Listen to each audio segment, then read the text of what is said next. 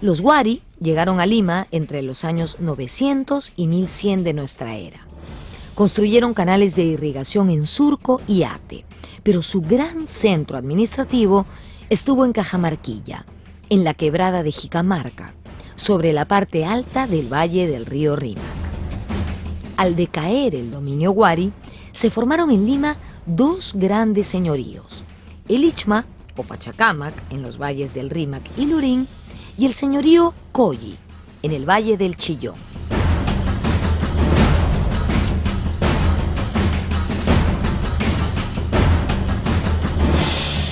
A mediados del siglo XV, los incas invadieron los valles de Lima. Los Ichma fueron anexados al Tahuantinsuyo de manera pacífica. En cambio, los Colli ofrecieron resistencia y fueron arrasados.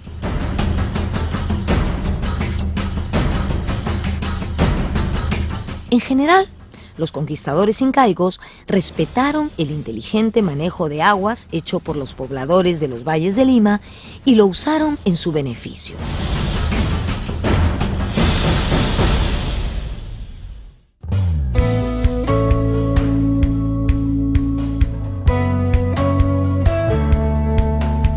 La actual ciudad de Lima fue un importante foco cultural en las épocas pre-inca e inca, y ello se debió sobre todo a que sus hombres y mujeres supieron dominar el inhóspito desierto. Este oasis, cruzado por los ríos Rímac, Chillón y Lurín, no había sido producto de la casualidad. Durante miles de años, fue la gesta de una sucesión de culturas locales indígenas que concibieron una red de canales de regadíos con la cual ganaron tierras al desierto, convirtiéndolo en un asiento agrícola extraordinario, la comarca de Lima. Juan Gunter, Henry Mitrani, Memorias de Lima, 2012.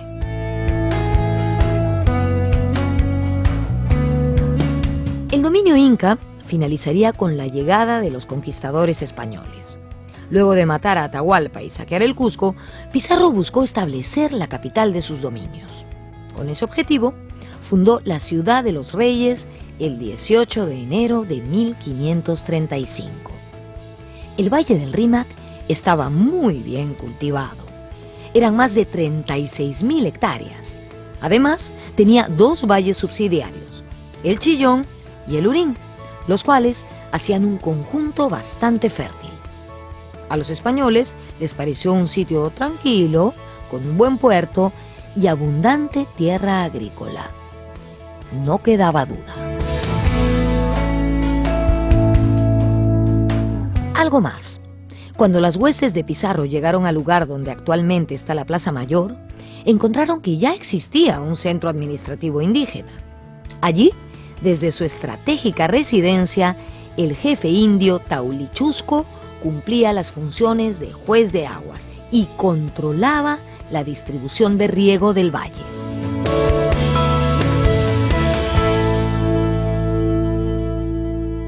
Encuentran un pueblo con alrededor de 20.000 habitantes, que ellos llamaban el asiento del Curaca de Lima. Decían Curaca, que es una palabra del Caribe, porque no conocían todavía la palabra cacique, que es la que se usaba acá.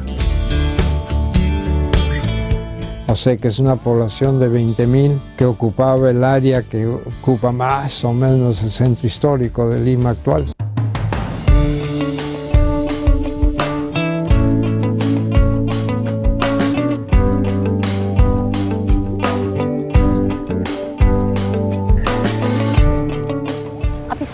No le fue difícil encontrar el sitio donde establecer el centro administrativo de la colonia.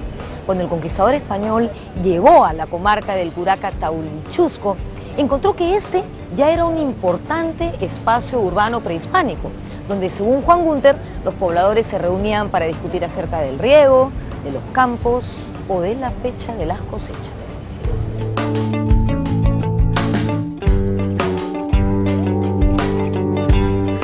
Y entre otras cosas por las cuales se ubican ahí, es que Gunter también, el arquitecto Juan Gunter nos da una explicación interesante, es porque esa zona donde se ocupa, donde actualmente estaba Taulichusco y ahora está el Palacio de Gobierno, la catedral y la municipalidad, todo era zona de bocatomas de acequias, de los canales de irrigación artificiales de La Legua, Maranga, Magdalena, Huatica, Isla, todos estos salían de esa zona.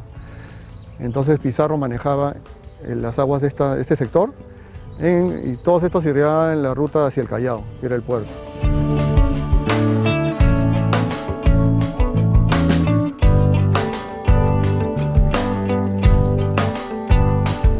Pizarro ubicó el Palacio de Gobierno colonial sobre el antiguo Palacio del Curaca Taulichusco, donde hoy está el Palacio de Gobierno que conocemos. Una primitiva catedral de Lima se colocó sobre el templo de Puma Inti y estos dos edificios formaban triángulo con un antiguo corral de llamas donde se estableció el Cabildo de Lima, la actual municipalidad. Así, esta era una zona estratégica para el control y distribución del agua. De hecho, el Curaca Taulichusco era llamado el juez de las aguas. Tanto el Palacio de Gobierno como la Casa Aliaga, que está en la primera cuadra del Jirón de la Unión, los dos están en alto porque están construidos sobre esta huaca. Si tú ves donde juramentan los ministros, tú has visto que los ministros van y juramentan, pero están encima, están en una plataforma y abajo está el público, la familia, juramentan y los aplauden. Bueno, están ahí encima porque están encima de una huaca. Es el pedazo de la huaca que queda del antiguo templo de Taulichusco.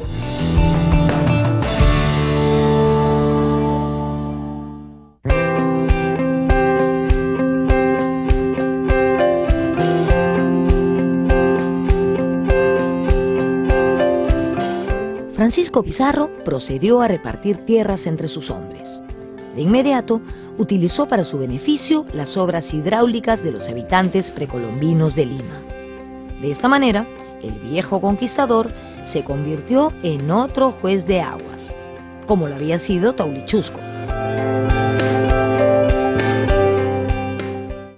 El reparto que se hizo es exactamente igual que el reparto que hacían los griegos cuando se asentaron alrededor del Mediterráneo. Según un filósofo griego, decía pues como ranas alrededor de un charco.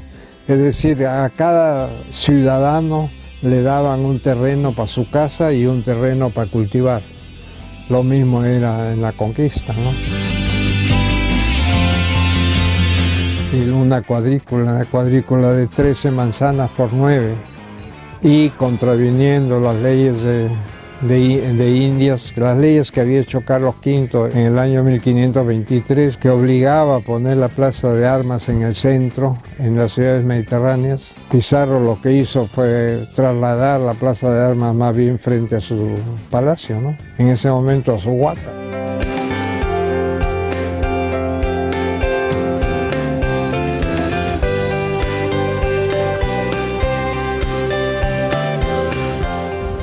Contradiciendo las leyes españolas que decían que la plaza de armas debía ubicarse en el centro de las ciudades, Pizarro ubicó la de Lima sobre el antiguo Palacio de Taulichusco para así tener el control del riego de los valles, tal como hiciera el antiguo jefe indio. Cuando le tocó repartir tierras, Pizarro hizo lo siguiente: a sus capitanes les entregó las tierras regadas por el río Maranga y Huatica para tener controlado todo, porque esas tierras quedaban detrás de Palacio. En cambio, a las congregaciones religiosas con las que seguramente no quería chocar, les entregó las tierras regadas por el río Surco, que él no controlaba.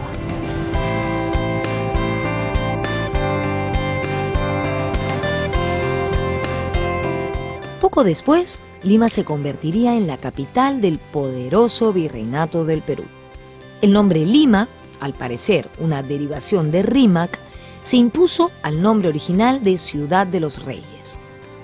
A la llegada de los españoles, Lima se convierte en la ciudad más importante del virreinato y la metrópoli de más renombre en América del Sur.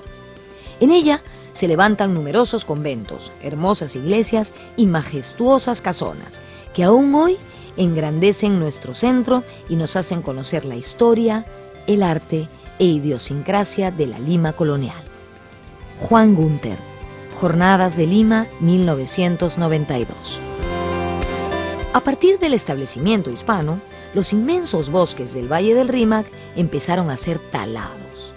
El inmenso vergel fue cediendo al espacio donde se asentaría la nueva ciudad, que necesitaba madera para la leña y para sus construcciones. Los indígenas que habitaban los valles de Lima fueron despojados de sus tierras y enviados a otras zonas alejadas del centro de la ciudad. Una parte de ellos fueron utilizados para trabajar en las tierras de los jefes españoles.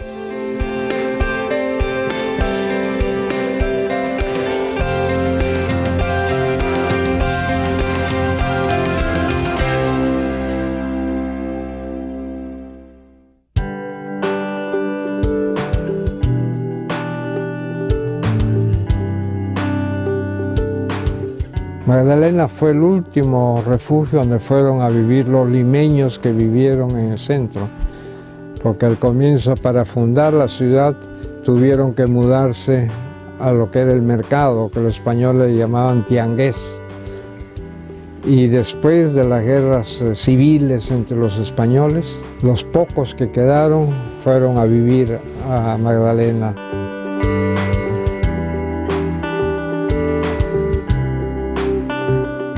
A partir de 1570, durante el gobierno del virrey Francisco de Toledo, los indígenas de la comarca de Lima fueron agrupados en 6 pueblos, llamados reducciones de indios. Se trataba de un sistema diseñado para controlar a la población indígena, a la que se agrupaba, se reducía, para así tenerla contabilizada, cobrarle el tributo, evangelizarla y enviarla a la mita, es decir, a trabajar.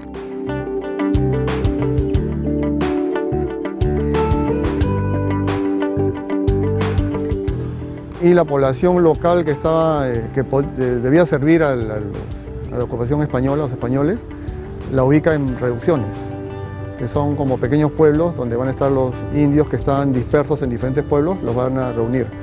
Tenemos, por ejemplo, el caso de la reducción del Cercado de Lima, donde ahora es Barrios Altos, la reducción de la Magdalena, donde ahora está el distrito Pueblo Libre.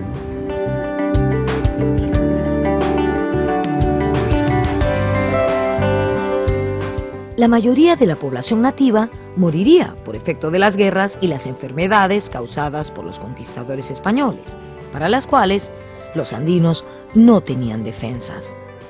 Fue una verdadera catástrofe demográfica. Esta falta de mano de obra fue cubierta con la introducción de esclavos. Ellos trabajarían en las haciendas de los valles de Lima y de la costa.